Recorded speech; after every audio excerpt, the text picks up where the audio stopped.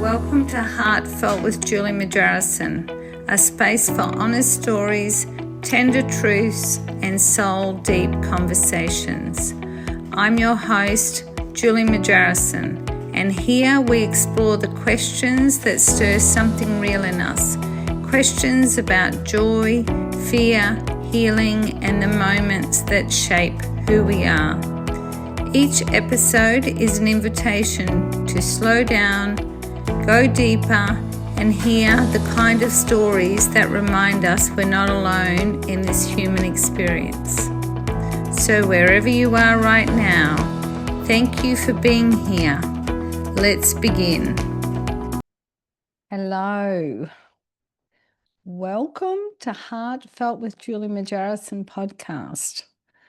Today is going to be a solo episode, and I just want to share about what I've been going through. A lot has been happening, and I'm pleased to say my croaky voice is slowly going.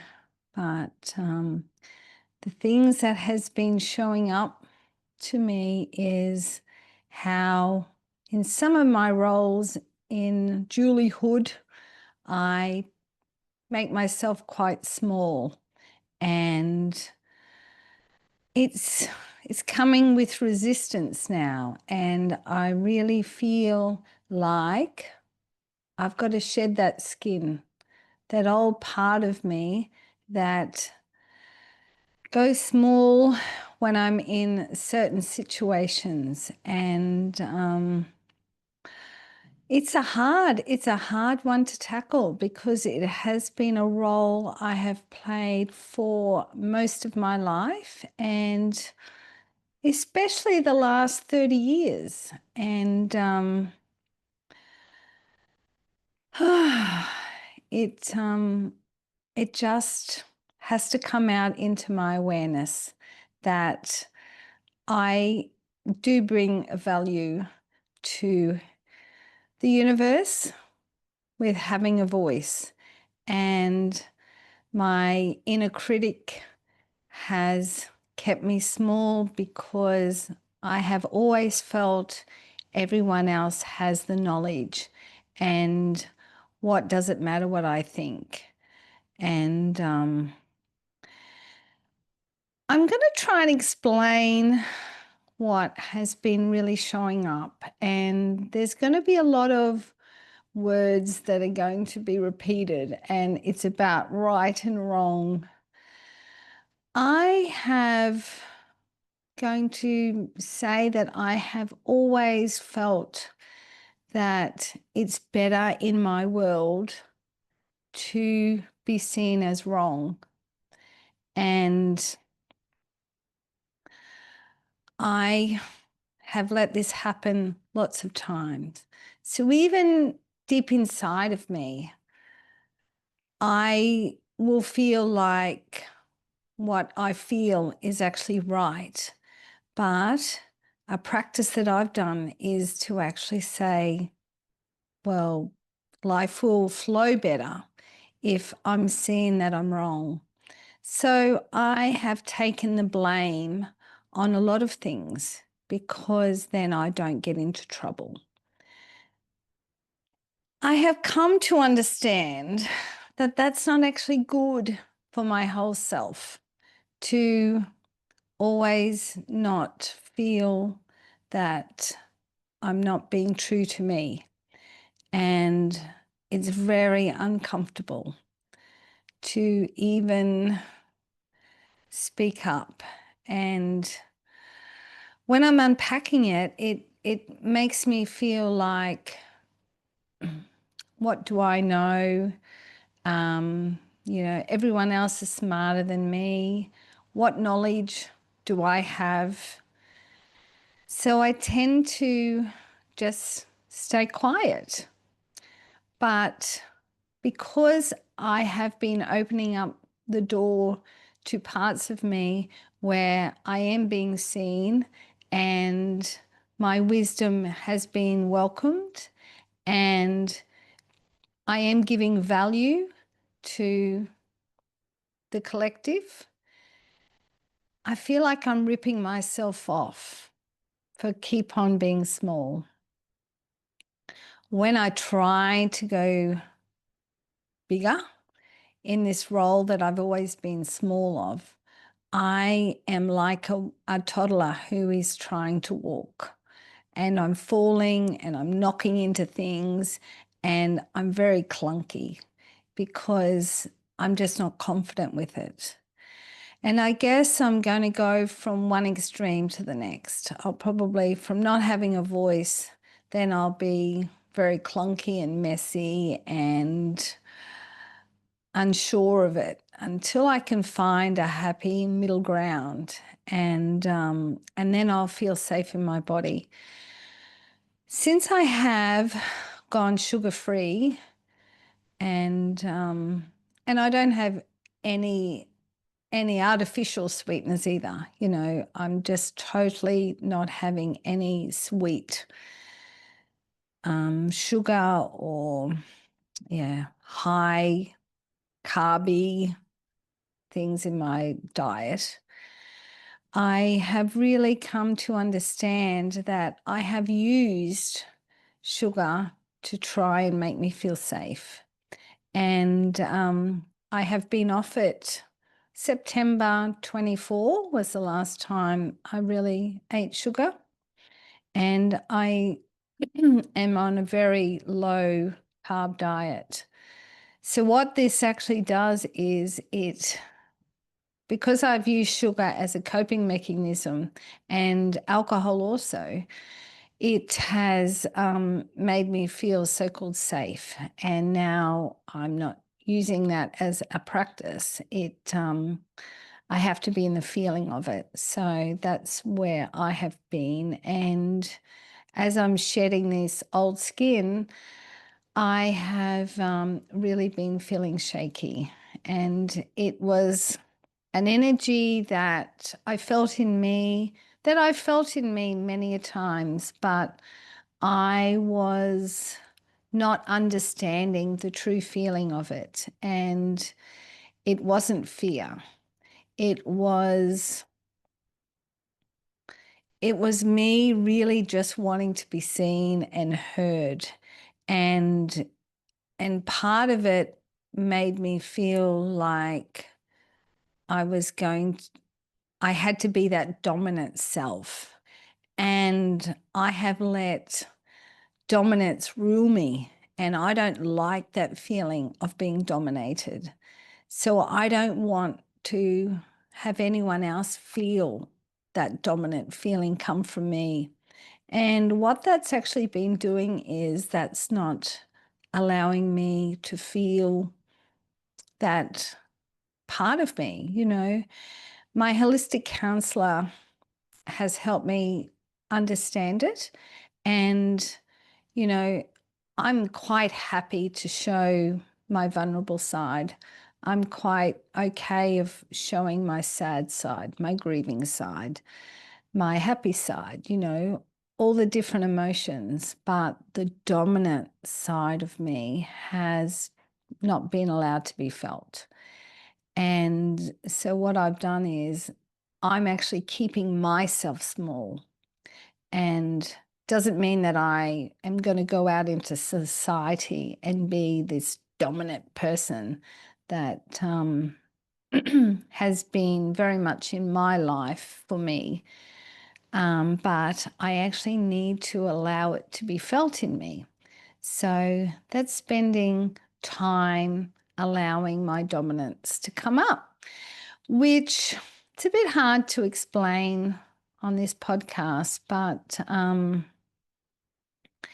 it comes even along the same sort of thread as assertiveness and bossiness. They were all the same sort of thread that I have always had trouble doing.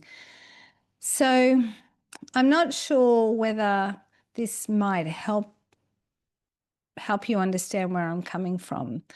I have felt that I've had this cheeky side of me, and it's like, I wonder if I'll get away with this. And it could be just by being funny cheeky. And it's like, ooh, I didn't get in trouble for that. So then I might go a little bit further. And then it's like, oh, I didn't get in trouble for that. And now, wow, I'm allowed to do this. And I didn't get trouble with that. And this has been happening in my life majority of the time. And this is why this podcast was born, because I said to my husband, I want to do a podcast. And he didn't stomp on the idea. So I went, oh, I got away with that. And then I just branched out more and more. And it's like, oh, I got away with that. I'm so used to having control put on me. And then it's like, oh, now I've got to go. And once I get stomped on, then I just go straight back into my box. And I'm so used to having that control. Now that I don't have that in my world most of the time, I'm still feeling into it about allowing myself to do what I feel like I want to do. And that even comes down to I could be tired and I won't let myself sleep because that's like, well, you're meant to be doing this other stuff. Or I might want to go camping on the weekend, but it's like, what about all the housework? What about the mowing? What about this? What about that? And my husband is very good at bringing relaxation out in me. And he's fine if we go camping. It's me who wants to play the old story of, oh no, I'm meant to do this. So that's really opened my eyes up to how I actually have been dominating myself. And I've let the domination, that part of me, be seen in that way. And like I step on my own self to let my own whole body be felt. So while I sit with this and I actually can unpack when I'm actually dominating myself, I'm attracting that externally also. And the universe has a really good way of making it mirror out there in me. So until I can not be dominating in myself and actually allow me to be felt by what I truly want and how I really want to say it. And rather than play that victim of going, oh, I got away with that, and rather just reframe it and go, why can't I have whatever I want? I don't have to play those games. I can just speak up. I can ask questions. I can say how I'm feeling or ask that question about what I don't understand. And a really good example was I have a coach who helps me with social media and also for myself. And when I go on the call each week, when the whole group is on, I don't speak much because I'm told by myself, what would I have? What knowledge would I have that I could share? Anyway, there was a instance where I was like, oh my goodness, why can't they just do it this way? And I was saying that to Russell off air. And Mary, my coach, caught me on it. And she said, what are you saying, Julie? And I was like, oh shit. It really felt like I was hauled off to the headmaster's and the headmaster office. And I went, well, I just don't understand why you don't use this app. We have to keep on clicking on this link, but why don't you use this app? And then she said, what app? And then I told her, and then everyone went, wow, what a great idea. And then Mary says, why didn't you share this earlier?